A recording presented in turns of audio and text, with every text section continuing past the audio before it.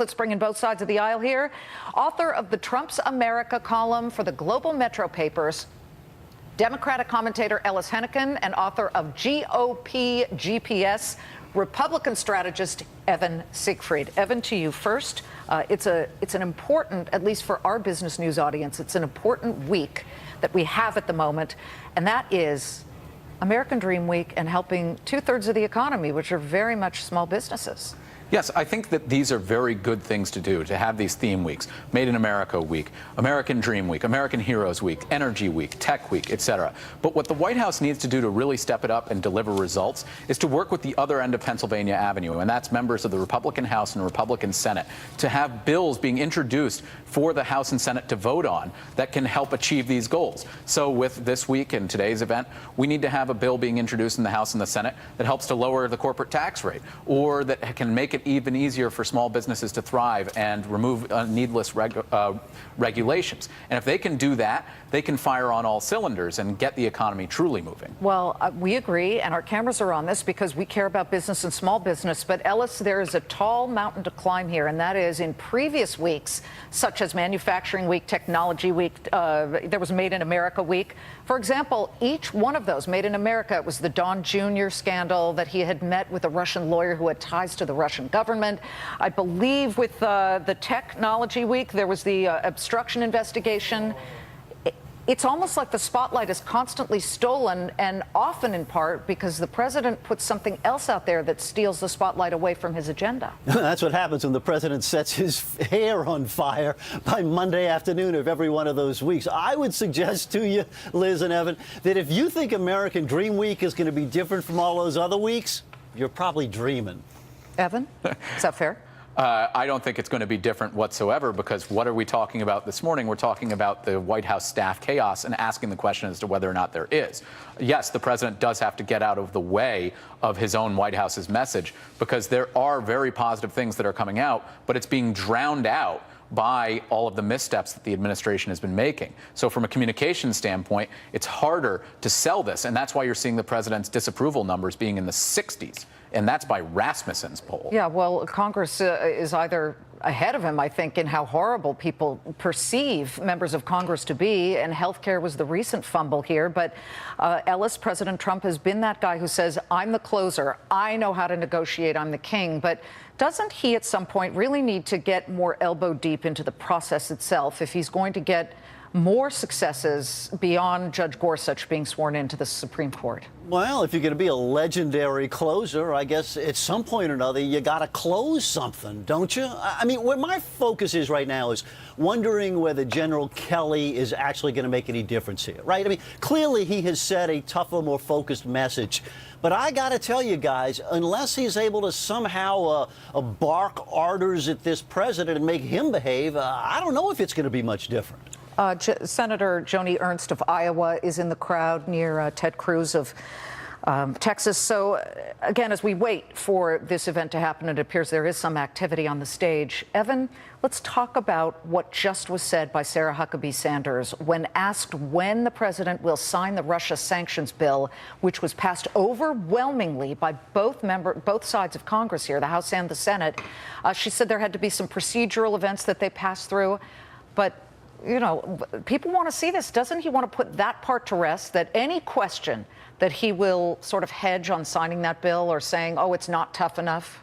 Well, I think what the president and the White House are trying to do is delay as much as they can and sign closer to the last minute and buy themselves time so they can put out a corresponding signing statement saying that they find that there are all these things that aren't really or to weaken the sanctions bill itself. John Kelly just walked in, and he, of course, is the newest member of the administration, at least in the last 24 hours.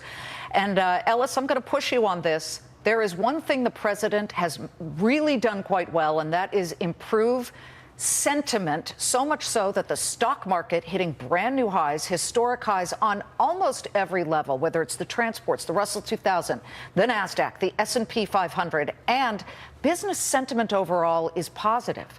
You cannot deny that that coincides almost to the day with the day after Election Day. No, there is indeed a Trump rally in the stock market, and Liz, and sentiment. not just the markets. Well, and I bow to your analysis on a technical side more than mine. I would point out, though, that there was also a pretty darn long and steep Obama rally that came through, and we can argue whether momentum is the cause, how much of it is Trump, but no, give the man credit for that much. Yeah, Obama brought up the Dow and NASDAQ by, I believe, triple-digit percentages, more than 100% from the lows back in 2009 when he took over.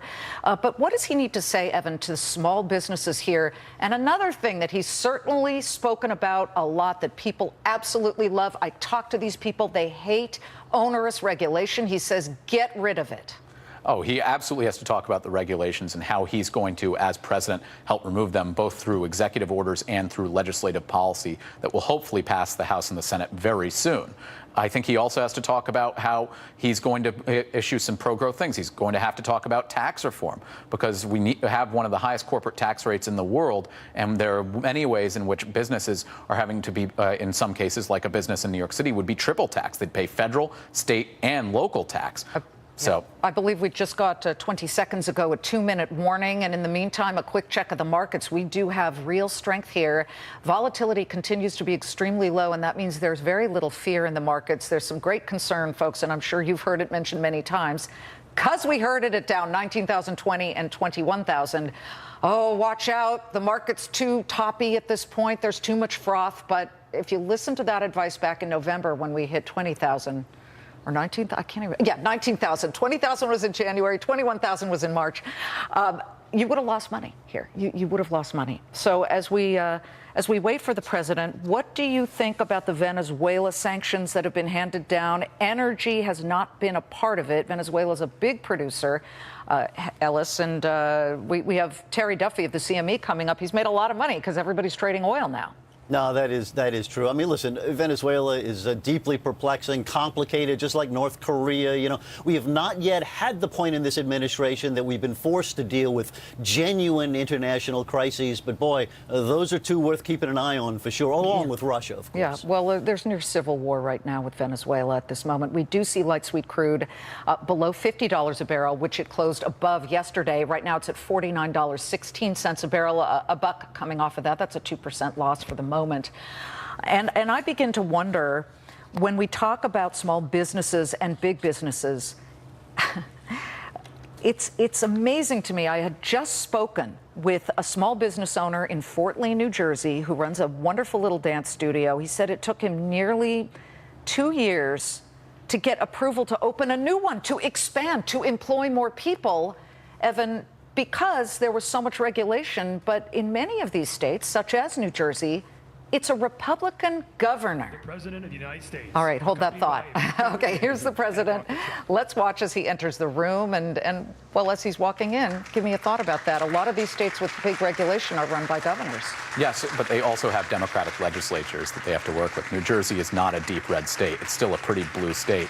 And even though you're a Republican governor, you've got to deal with a heck of a lot of Democrats in that legislature. Yeah, we want to make the path easier with fewer bumps, fewer stop gaps and things like that so that people can get moving.